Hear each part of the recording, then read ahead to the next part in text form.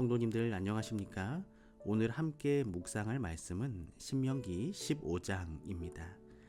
신명기 15장은 안식년에 채무를 면제해 주라는 규례와 6년 동안 일한 히브리 종들을 해방시키라는 규례와 초태생의 처리 규례가 기록되어 있습니다.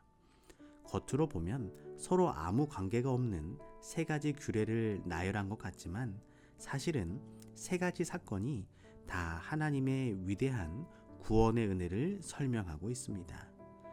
안식년에 채무를 면제해 주라는 규례는 하나님께서는 도저히 갚을 길이 없는 우리 죄의 빚을 십자가의 은혜로 갚아주셨음을 알려주고 있습니다.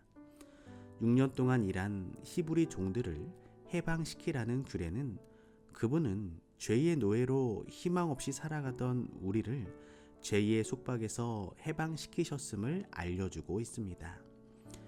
초태생의 규례는 모든 초태생이 죽어야 했던 애굽의 무서운 심판의 밤에 어린 양의 피로 큰 아들을 구원하셨던 하나님의 은혜를 알려주고 있습니다.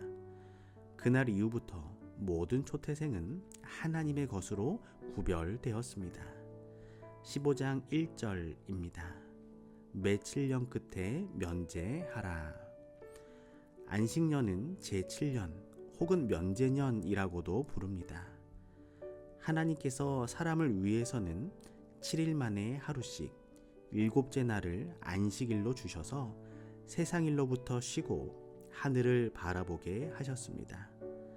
땅을 위해서는 7년 만에 1년씩 경작을 쉬게 하여 지력을 회복하게 하셨습니다. 가난한 사람들과 외국인들도 안식년의 소출로 배부르게 하셨고 짐승들도 그 혜택을 누리도록 하셨습니다. 빚진 자들은 그 빚을 면제해 받았습니다. 안식년의 좋은 점 중에 하나는 빌려준 돈을 안식년에 면제해 주는 제도입니다. 그렇다면 안식년이 가까워 올수록 누가 과연 돈을 빌려 주었을까요? 문제가 있는 안식년은 아니었을까요? 이 문제를 해결하기 위해 일부 학자들은 빚을 완전히 탕감해 주는 것은 아니고 단지 안식년에는 빚을 독촉하지 말라는 말씀이라고 해석하기도 합니다. 그러나 신명기 15장 9절에서 안식년이 가까이 왔다는 핑계로 형제의 어려움을 모른 채 하는 사람을 책망하시는 것으로 보아서는 빚의 면제는 실제의 탕감으로 보여집니다. 더구나 일곱째 해에 히브리 종을 완전히 석방하는 것을 보아 빚의 면제도 실제적 면제로 보아야 할 것입니다. 이러한 안식년에 채무를 면제해 주라는 규례는 하나님께서 도저히 갚을 길이 없는 우리 죄의 빚을 십자가의 은혜로 갚아주셨음을 알려주고 있습니다. 오늘도 나를 죄에서 건져내 주시고 십자가의 은혜로 죄를 씻어주신 하나님께 감사한 하루가 되기를 소망합니다. 15장 12절입니다. 내 동족 히브리 남자나 히브리 여자가 내게 팔렸다 하자. 만일 6년을 너를 섬겼거든 제7년에 너는 그를 놓아 자유하게 할 것이요. 고대 사회에서는 가난과 혹은 불행 때문에 노예가 된 사람들이 많이 있었습니다. 대부분의 사람들은 평생 노예에서 벗어날 수가 없었습니다. 그러나 하나님의 법은 어떠했을까요? 하나님의 법은 그 불행을 6년으로 한정하였습니다. 제7년에는 주인은 그 노예에게 자유를 주고 그에게 후하게 품삯을 주어야 했습니다. 우리는 노예가 노임을 받는 제7년을 안식년과 혼동해서는 안 됩니다. 노예가 노임을 받는 해는 6년의 노동이 선행된 후이며 그 해는 안식년과 겹칠 수도 있었고 그렇지 않을 수도 있었습니다. 그런데 이스라엘 백성들이 이렇게까지 해야 할 이유가 있었을까요? 그들은 자기들도 한때 애굽에서 절망적인 종이었음을 기억하고 그 중에서 그들을 구원하신 하나님의 은혜를 잊지 말아야 했습니다. 그래서 히브리인 노예에게는 다음과 같은 법이 적용되었습니다. 6년 이상 노역을 하도록 강요할 수 없었으며 제7년에는 노임을 받았습니다. 주인이 노예를 가혹하게 취급하는 것이 엄히 금지되어 있었습니다. 만일 주인이 홧김에 노예의 몸에 심각한 상처를 입히면 그 노예는 자유를 얻었습니다. 노예에게 불합리하게 가혹한 벌을 가하는 주인은 형벌을 받았습니다.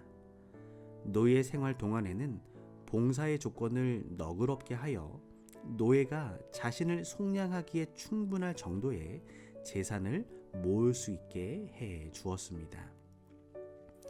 이런 원칙들의 시행은 노예의 불공평하고도 불행한 운명을 서서히 벗어나게 해 주었으며 사실상 히브리인 노예의 삶은 거의 노예로 볼 수 없었고 사꾼과 비슷했습니다. 6년 동안 일한 히브리 종들을 해방시키라는 규례는 그분은 죄의 노예로 희망 없이 살아가던 우리를 죄의 속박에서 해방시키셨음을 알려주고 있습니다. 오늘도 죄에서 나를 해방시키시고 영원한 하늘의 자유를 주신 하나님께 감사한 하루가 되기를 소망합니다. 15장 16절에서 17절입니다. 종이 만일 너와 내 집을 사랑함으로 너와 동거하기를 좋게 여겨 내게 향하여 내가 주인을 떠나지 아니하겠노라 하거든 송곳을 취하여 그의 귀를 문에 대고 뚫으라. 그리하면 그가 영영이 내 종이 되리라.